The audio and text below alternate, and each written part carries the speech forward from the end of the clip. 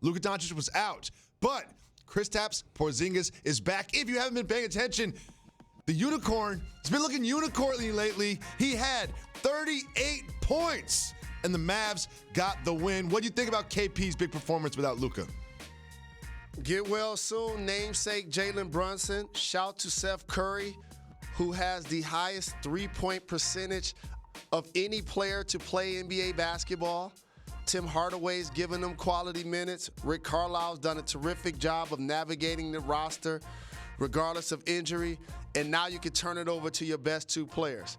And when Luka Doncic isn't out there, who's going to be an all-NBA performer, who's taking the league by storm and catapulted himself as a top 10 player, it continued to build the confidence of Kristaps Porzingis as they feature him. And you see him putting up big-time numbers. And I told you coming into this season, it's only going to be 4 or 5 players that get me 20, 10, and 2 blocks. And I named him, and people thought I was tripping because he blocks shots too. He does. And we're going to show him shooting threes, and we're going to show him grabbing board, but he protects that rim. That's one of my favorite things about them. And he had 5 swats yesterday against the Timberwolves. So the Mavs clearly have a special dynamic duo going forward. They're also sneaky becoming a team that once the playoffs come and it's half-court basketball, they got 2 guys that can kind of get you buckets and can try to create some action that is in unison with one another. Their best players complement each other unlike the Sixers. So the Mavs are building something special, and top players should want to go play with them via free agency as the years progress. They really should. When you look at the West, especially the West, you look at the standings, there's going to be some good first-round matchups. Now, I'm not going to say the Mavs are – I'm not going to predict that they're going to upset whoever they play, but there's going to be some good first-round matchups. It's going to be a very interesting playoff, especially in the West. We had a playoff-like atmosphere in Boston on Saturday night. It was hype in TD Garden, Jalen Rose. I was there with Hoopstream. Shout to them.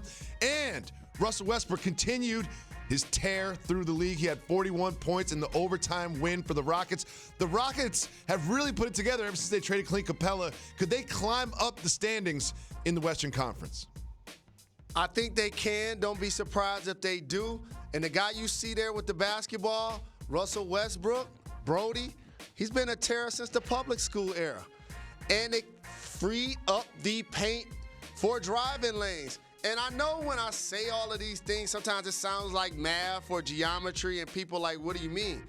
You take Clint Capella off the baseline, you open up the floor with another shooter, whether it's House or Gordon or McLemore or PJ Tucker or whoever it is.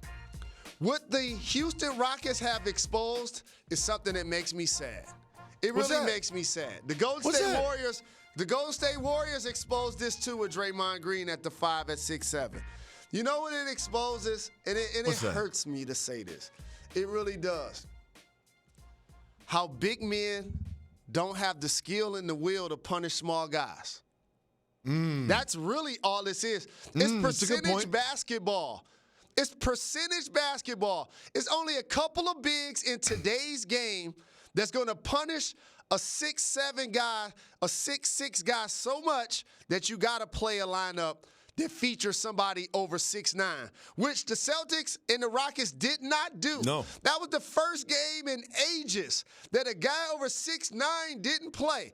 So I'm looking at you, Zion, Joel Embiid, Anthony Davis, Karl Anthony Towns when he's healthy.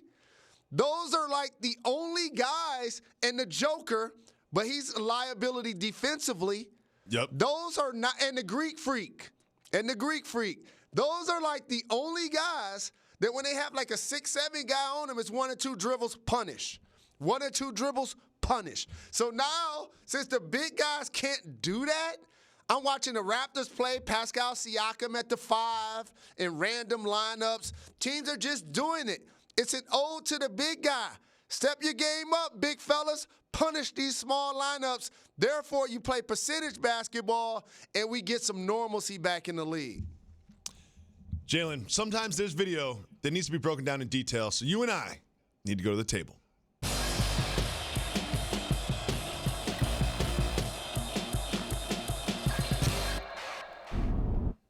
Trae Young is just a dynamo with the basketball, and he can shoot, he can pass, he can dribble, he can do it all. And just check out this clip of what he does with Trevor Ariza, and Trevor Ariza's response goes between the legs. Trevor Ariza not having it. Jalen Rose, do you think he handled this appropriately?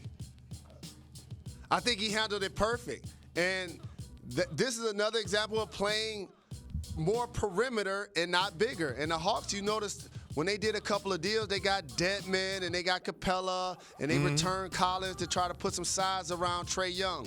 In that case, when he going against a vet like Trevor Young and he tries to nutmeg him and tries to make him look crazy, I would like to see one of the people on Trae Young's team that actually come have his back. Where was his Davis brothers? Where was his Charles Oakley?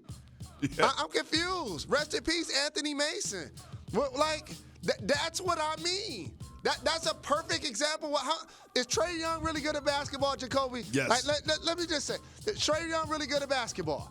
Yes, he's excellent at basketball. Was he an all-star this year? Is he pulling up from 30? Is he averaging almost 30? Is he getting 10 dimes? When somebody elbows my slider-build point guard on our home floor, can somebody come to his defense? Thanks so much for watching ESPN on YouTube. For more sports analysis and highlights, download the ESPN app. And for live streaming and premium content, subscribe to ESPN+.